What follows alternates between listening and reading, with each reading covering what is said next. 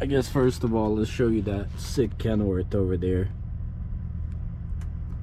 Yeah, thing's dope. Second of all, you can't really see me, but that's fine. We're still gonna chit chat out here. Trying to see where to place this thing. Right here. Maybe that'll do. Let's see if we can write this down.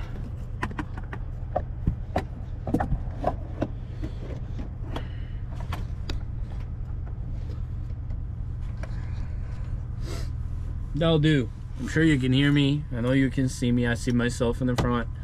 So we are here at GM facility here in Wentzville, Missouri, delivering.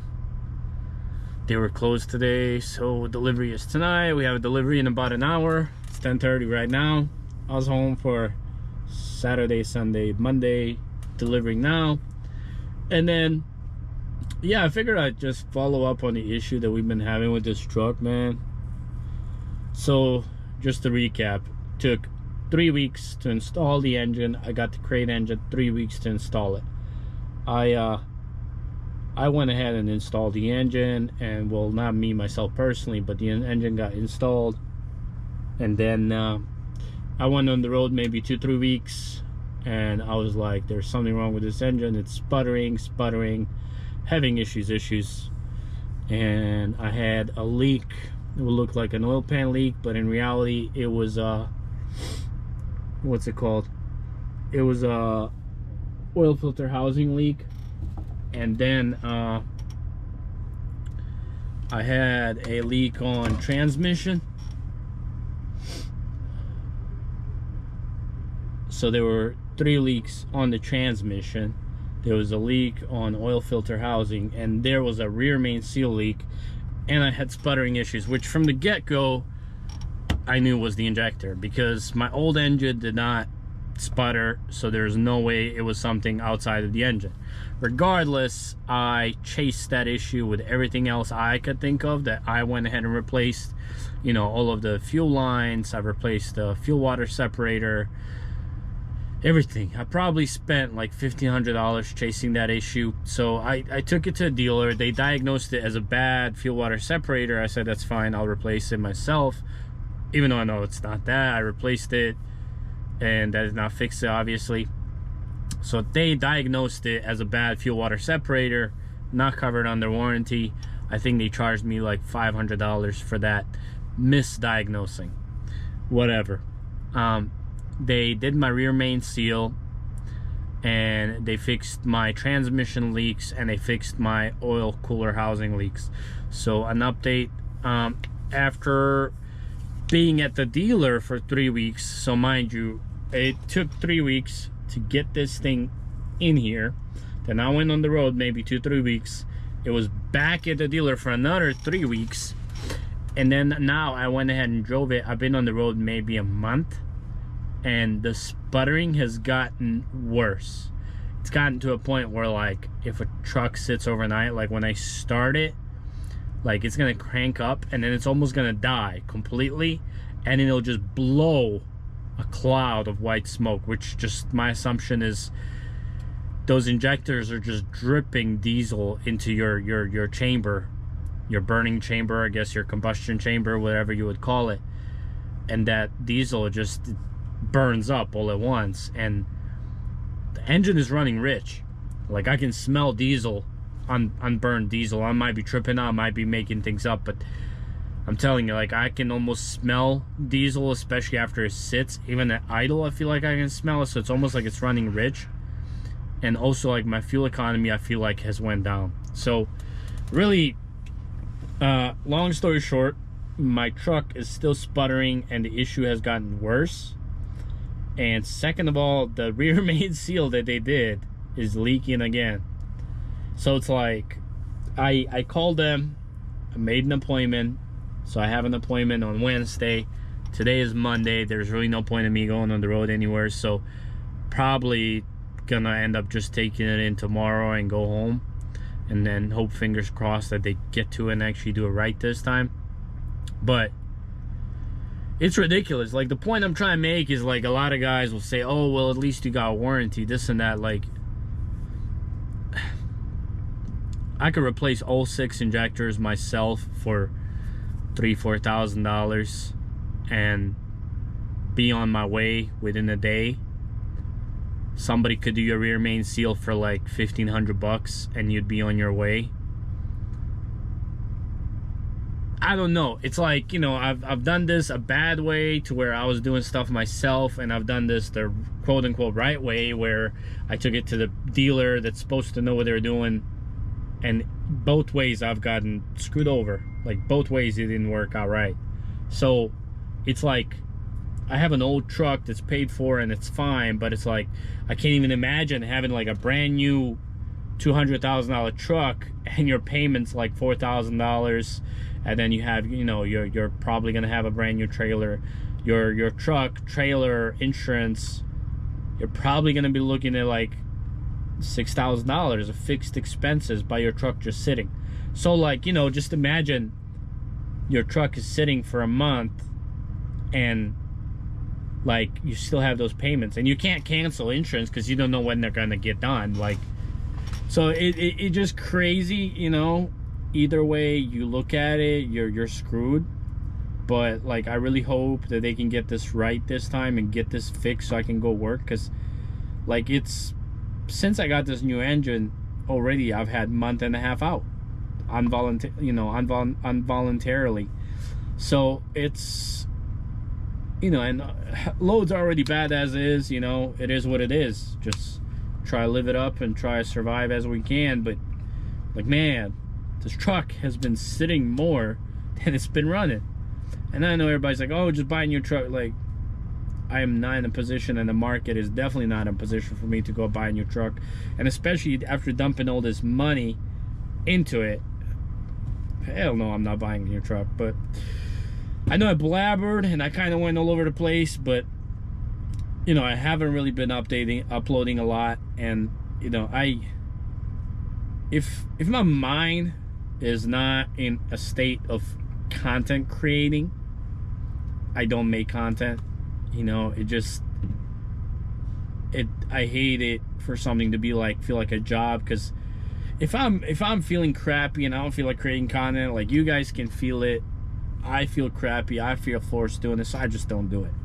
So if you don't see content from me, like, I promise I'm okay. If you're wondering, like, I'm out here. If you do have questions or anything, you can reach out to me on Facebook. Feel free to message me on there. It does take me a while to respond because I'm usually on my personal Facebook. I'm not on the OTRookie page. But like, I know a lot of people say, oh, you have it. I don't have Instagram, I just have Facebook. So if you have any questions and you want to reach out to me, that's where you can reach out to me. But like, yeah, I'm out here. I'm fighting to stay afloat and survive in this market, and hopefully it gets better and things pick up and we get going. But it, like, I'd be lying to you if I said it was easy. It's really not. So, you know, it's just like one of those things that people don't really point out. People will point out, oh, gross this, gross that, it's so great, but it's not all great, trust me. Like, it is stressful being an owner operator. So we'll see how it works out. But yeah, I think that's pretty much gonna do it for me. Excuse me. I will probably just make a second portion of the video and include it in this video once the truck is done and I pick it up from the dealer, and kind of tell you what happened. So yeah, we will catch you, I don't know how long ever from now, once they do get it done, and catch you then. Till then, everybody stay safe. Take it easy out here. If you're in places where it snows a lot, park it. Ain't worth it. You're replaceable out here, but in your house, you're not. Until next one. What's going on, everybody? Nice and sunny day outside, as you can see. Truck is clean though. You can see everything is cleaned up nice. The dash, and try to keep it clean. I've been on the road quite a bit this week. Got this new air fryer / microwave. It's pretty awesome. So if you want to use a microwave, you take this out, and then now it's just a microwave. If you want to use air fryer, I just put foil on this so I don't have to wash this, and then that's it. Really awesome. It spins and cooks it evenly. Highly recommend it. You can get this on Amazon. It's Cuisine Art. I'm sure if you look up Cuisine Art air fryer microwave, you'll find it. And then there's just a bunch of other crap. As you can see, I need to clear out everything that's up here so I can fold this bed up, because it's definitely a lot nicer in here when this is up. Feels a lot more open. But and I need to clear out this whole mess and the drawers and whatnot. I haven't driven in a long time, so it's like I'm like finally in the truck. And like I said, I figured I'd make a video explaining to you, because I'm sure, I think the other video I made before this was probably like a freaking month and a half ago. So if any of you actually watched my older videos and kept up with what's going on, so as you know from the get-go, let's set this thing down. So as you know from the get-go, I've had issues with my truck. It was just the sputtering, and it got worse, and nobody could figure it out. I replaced every single fuel line. I replaced check valve multiple times. I replaced fuel water separator housing. The fuel filter housing was new. I replaced the valves above transmission. I replaced all the fuel lines. And then I was like, you know what? It's gotta either be in the programming, or it's gotta be the injector leaking down. So like I was 100% certain this is in the engine. So I took it to a dealer, and they're still like digging on other things, and they did tests. Like they would put stuff in the bucket, and they would use those little tubes to test for aeration in the fuel. It's basically a tube with a glass sight. It's like a sight glass on a tube, and like you put it on the fuel line, and then when you fire up, you can see where the bubbles are forming. You know, if like for example you put one on the inlet and one on the outlet out of the fuel water separator, and if there's bubbles out but no bubbles in, that means obviously the fuel water separator is creating aeration in the fuel and causing the sputter. So they did all that, and they told me your fuel water separator is bad. I replaced the fuel water separator, and then they're like, it's got to be the injectors. So they did the injectors, and with my luck, the injector set that came in was bad, and it was worse than the injectors that were in my truck. So they did a second set of injectors, and it's still sputtering. So it was at the dealership for a freaking month, and they're still going back and forth, like trying to figure out like what the hell is going on with this truck. Because I'm like, dude, it does not make sense to be anything outside of this engine, because my old engine did not sputter. I'm like, dude, that's crazy.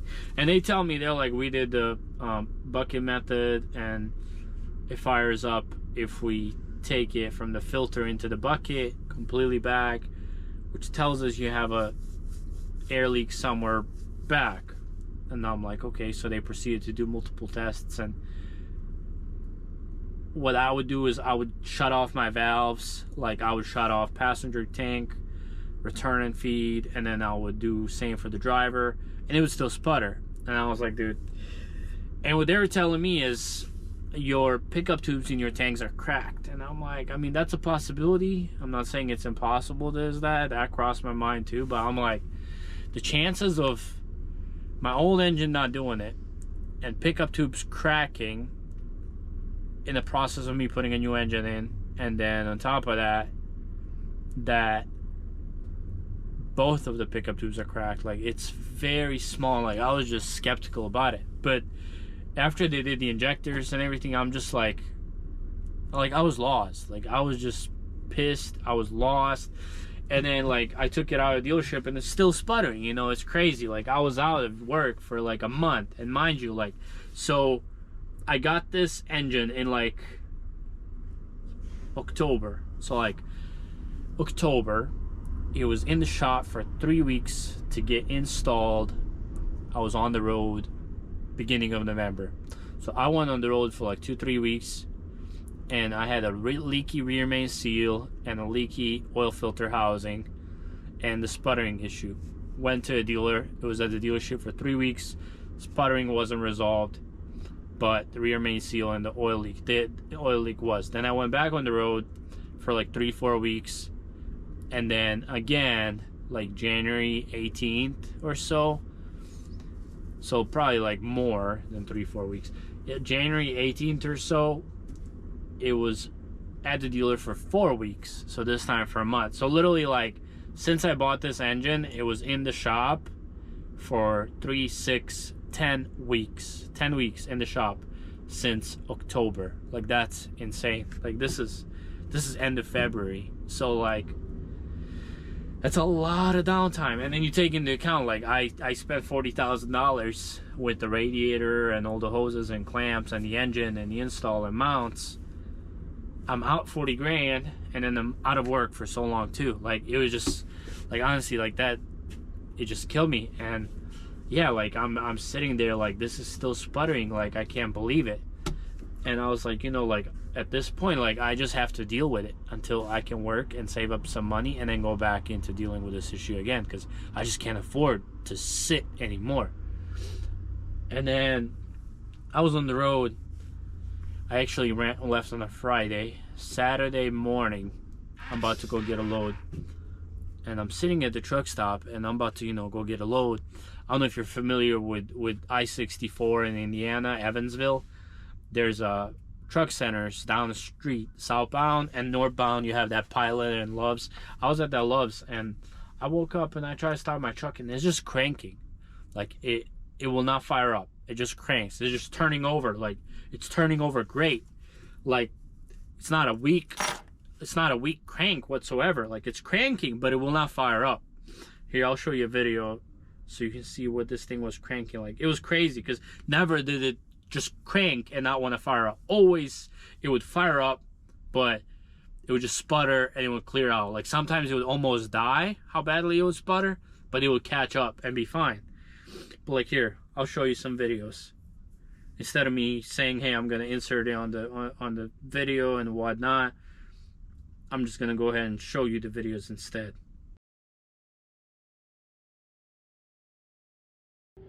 So this is gonna be a little bit lengthier of a video. If you've seen my truck, you probably remember a Purple Classic and my sputtering issues on my factory crate engine that I put in. I was on the road in November, and from the get-go, it was just fire right up, sputter like crazy. No sputtering under idle, no sputtering under a load, just on startups. And then, you know, I'd have issues even whether the engine is hot, whether the engine is cold, whether it sits for 5 days, whether it sits for 5 minutes, random sputtering like crazy. Took it to a dealer. One time they said, hey, it's your fuel water separator that's bad. I had an old Alliance one. I put a new one on, and I didn't fix it. So long story short, everything on this engine has been replaced. Every single fuel line, check valve, multiple times, fitting, you name it. And dealer's like, nah, your pickup tubes are bad. And I'm like, there's no way my pickup tubes are bad. My old engine didn't do it. The chances of that happening are very slim. So it was at the dealer again for a freaking month. They put 2 different sets of injectors. Issue is still there. They could not figure it out. They're like, we just think it's somewhere outside the engine, but we can't tell where. So I'm like, I don't know. I was lost. So one day I'm sitting here, and I'm sure most of you have a fuel water separator, whether it's Alliance or a Davco, which this Davco, I believe, it's a fuel filter and a fuel water separator. You just got to run a lower micron if you're running this by itself. So if you're familiar with these 60 series, you know that they never came with this fuel water separator on the frame. They all came with 2 fuel filters, primary and a secondary metal filter on the frame. Most people, though, just run a fuel water separator, whether it's an Alliance or Davco or whatever, and then they just run another filter that usually sits right there. So one of those that sits there is a primary and secondary, and I'm sitting there thinking, I'm like, like, this filter here is primary as well. And I'm like, I have a fuel water separator and a primary. That has to be choking out the system. It was either a weak fuel pump or something like that. So long story short, I got rid of this fuel filter here, and now I only run a Davco with a 7 micron. And I'm sure if I put a secondary fuel filter here instead of that primary, it would be okay. But I'm not sure. Maybe you remember what my truck fired up like before, but I'm sure you'll see the difference now.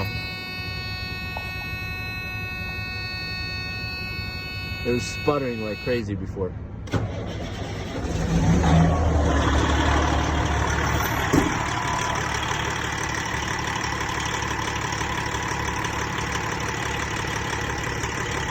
And if anybody is not familiar with Davco and they're like, oh, your filter is low, no, this is how these filters work.